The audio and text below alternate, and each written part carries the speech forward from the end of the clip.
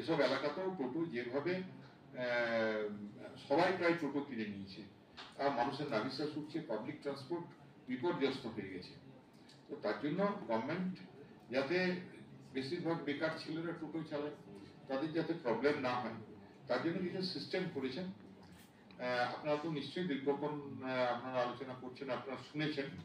তো এগুলো সবাইকে একটু আমরা এছাড়াও আমরা যেটা চিন্তা ভাবনা করছি যে টোটোকে আমরা 3 ভাগে হয়তো ভাগ করে দেবো।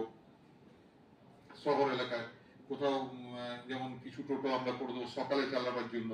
সংখ্যাটা আমাদের রেজিস্ট্রেশনটা এসে গেলে আমাদের যে সংখ্যাটা পৌঁছে যাওয়ার পর আমরা একটা মিটিং করে আমরা ডিসিশন নেবো। কিছু হয়তো লাল ইয়ে দিয়ে দেবো, কিছু হয়তো নীল দিয়ে দেবো, ব্লু রেডরা সকাল থেকে 8 ঘন্টা চালাবে, ব্লুরা বিকেল দিকে চালাবে। এরকম করে একটা সিস্টেমের মধ্যে না হলে মানুষ খুব অসুবিধায় পড়ছে, এবং অন্যান্য যেগুলো পাবলিক ট্রান্সপোর্ট সেগুলো বিপর্যস্ত হয়েছে। এবং এটা সমাজে সবাই মিলে যদি না করি তাহলে কিন্তু সম্ভব নয়।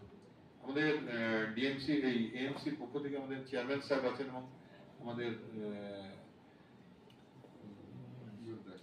গুরদাস স্যারজি আছে, আমাদের সেক্রেটারি সাহেব এসছেন।